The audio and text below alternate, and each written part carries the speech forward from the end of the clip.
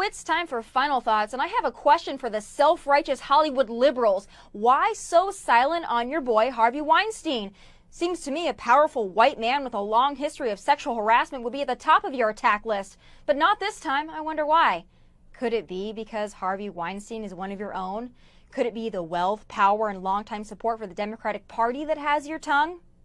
Over the last 25 years, he's given about $800,000 to your candidates and causes, so I'm not surprised. Where was Jimmy Kimmel when the story first broke? The self-appointed moral leader of our time finally tweeted his disgust over the weekend. What took so long? When the Trump Access Hollywood tape came out, late-night hosts and Hollywood liberals clutched their pearls like the world was ending. It was literally all they talked about, and they're still talking about it. But why not Harvey Weinstein?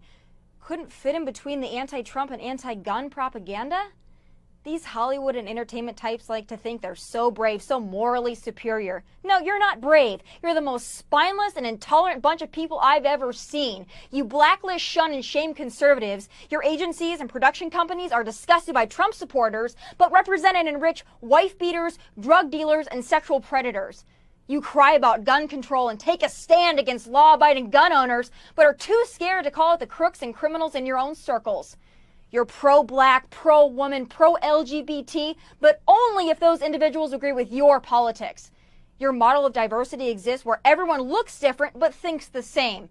Do you have any Trump-supporting friends? Any that can actually admit it anyway? Your writers, your agents, producers, any vocal Trump supporters in the bunch? Didn't think so.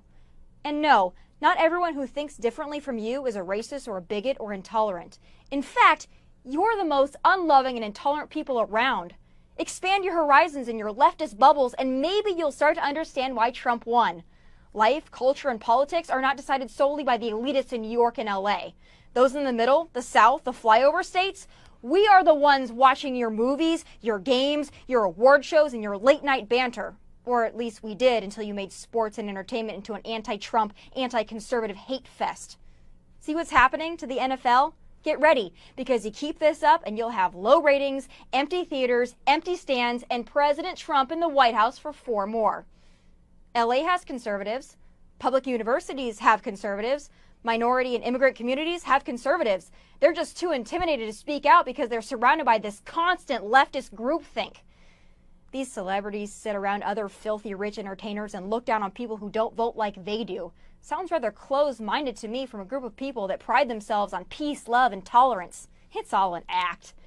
They use and adore guns on screen. They're pro-military when they can make a buck off a movie, pro-cop when they need protection, and silent when one of their own gets away with sexual harassment.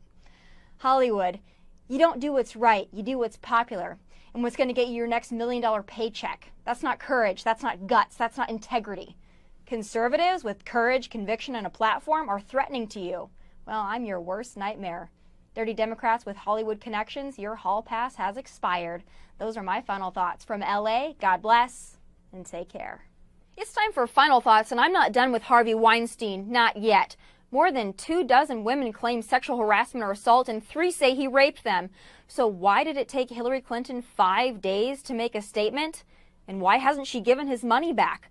Well, she's now saying there's no one to give it back to, so she'll donate it to charity. It took you long enough. What about the Obamas? Michelle, you've been pretty vocal about your disdain for powerful white men lately, but not so vocal about Weinstein.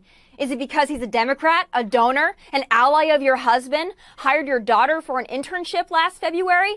Oh, the connections run deep. Weinstein, using his ties to the wealthy Hollywood and New York elite, gave or helped raise more than $75,000 for Barack Obama and the Clintons since at least 1995. Yeah, in total, Weinstein gave or helped raise or bundle $1.5 million for Democratic candidates over that time.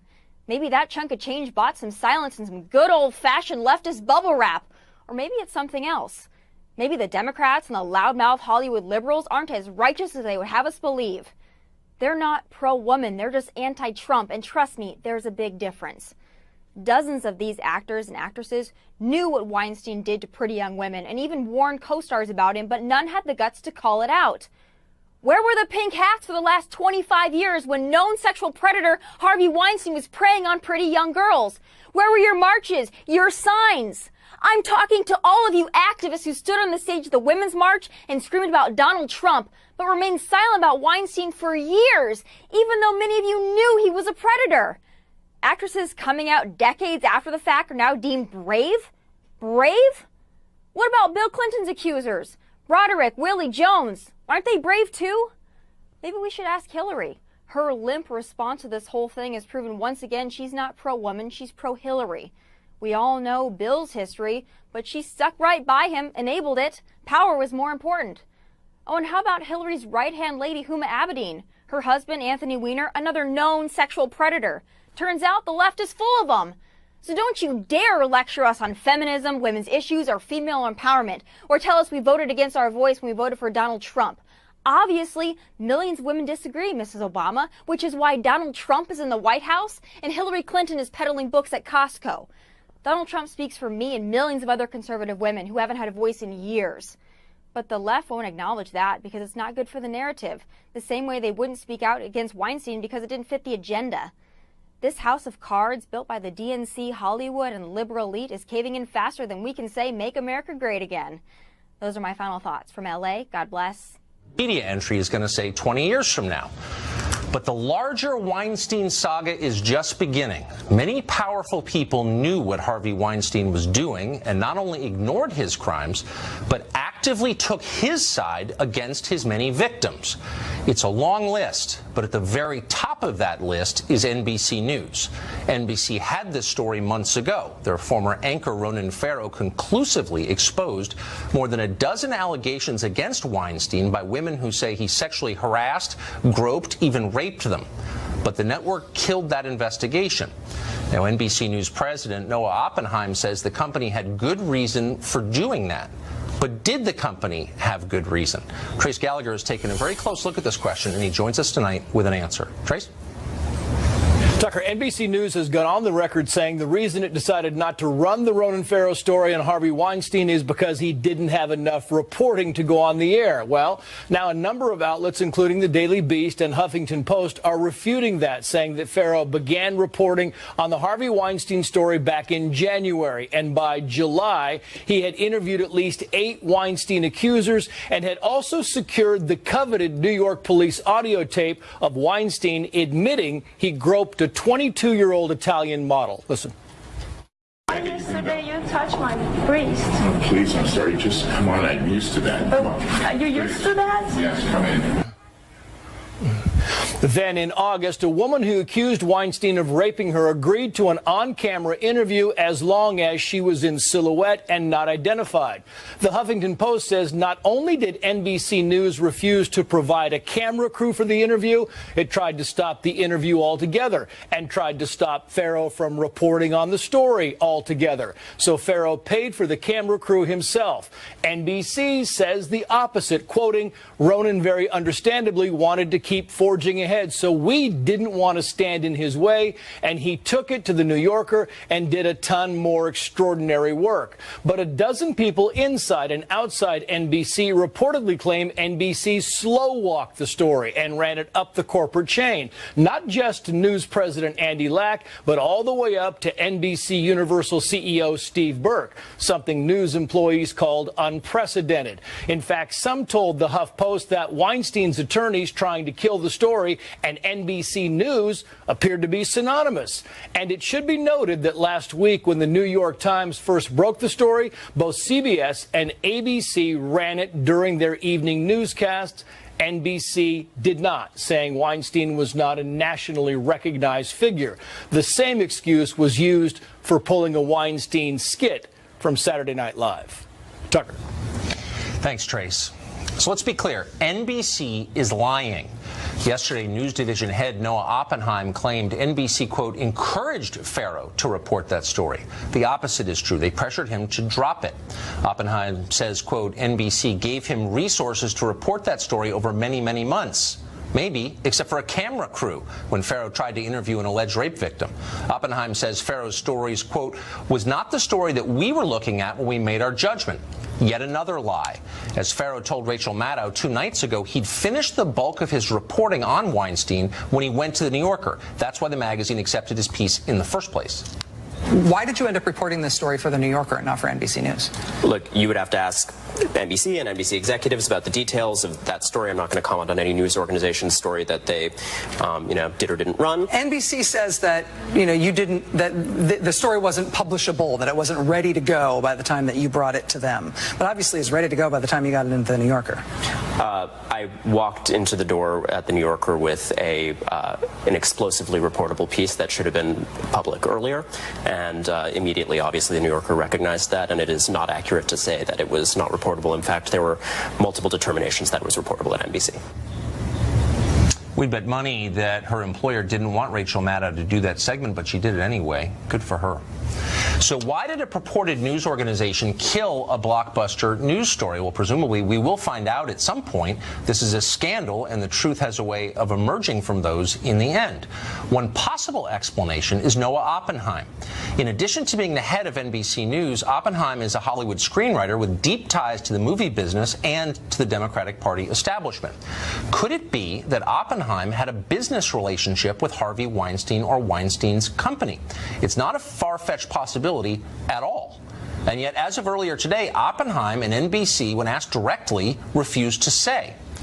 Noah Oppenheim ought to resign immediately, and if he doesn't, he ought to be fired immediately by NBC's parent company, Comcast.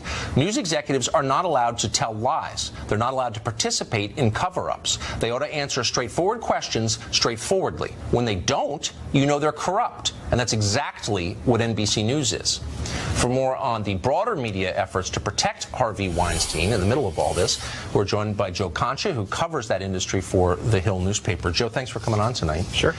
So the red flag for me, and these are very complicated stories and we don't know all the answers, but we do know that NBC News, Noah Oppenheim, and Noah Oppenheim's agent are refusing to answer a very simple question, which is, did Noah Oppenheim, as president of NBC News, have any business relationship at all with Harvey Weinstein or his company? And they won't answer that question. What is the possible range of explanations for refusing to answer a simple question like that? That's what bothers me about this, Tucker, that the head of a news organization is refusing to answer questions. He should go to, not to NBC News, obviously, don't keep it in-house, but find some other publication, somebody you don't compete with, sit down and answer questions. It's exactly what he would ask the journalists of NBC News to do. And you could break this down 100 different ways. Two things that really stick out at me, and Trace brought it up in his piece. 7.5 hours after this story broke on Thursday, the NBC Nightly News, which is watched by 8 million people, did not cover it. So that's the news side. The entertainment side of NBC, you have Seth Meyers and Jimmy Fallon didn't do any jokes on Harvey Weinstein for 5 nights. Then you have Saturday Night Live, as Trace mentioned. There were jokes on Weinstein, and then suddenly they didn't appear on air. So you either believe that those 4 entities decided that it wasn't a story or an order, the code red, so to speak, came down from somewhere and said, we're not going to touch this until they absolutely had to because it was blown wide open. That's point number 1. 2, we talked about this many months ago, the Access Hollywood tape. NBC property, Access Hollywood. Right. And it just happened that this tape walked out the door that they knew about for months, maybe longer, by the way, the contents of it, and ended up in a Washington Post reporter's mailbox 2 nights before the second presidential debate. By all intents and purposes, that should have ended the election, except the candidate was Trump, and he was foolproof of this sort of stuff, and obviously he won. So you look at those 2 simple explanations, right, or those 2 scenarios. Then compare it, Tucker, to what we saw this week from NBC News, and particularly yesterday, where they had a bombshell report, an exclusive, that said the president wanted to include or increase, our nuclear arsenal tenfold. And they have that in quotes, right? And then President Trump disputes that, but more importantly, Secretary Mattis, who's one of the most credible people in Washington, or at least respected, says it's absolutely false. What was that story based on? Unnamed sources. We don't know where those sources came from. It could very easily be somebody's father's, brother's, nephew's, cousin's, former roommate. We don't know. That was good enough to get the air. But Ronan Farrow, who had tapes, who had videotapes with actual accusers, that's not good enough for us. We don't want to get in your way. We don't want to get in your way. Go take it to the New Yorker. So unpack all of that and then ask yourself, who do you believe?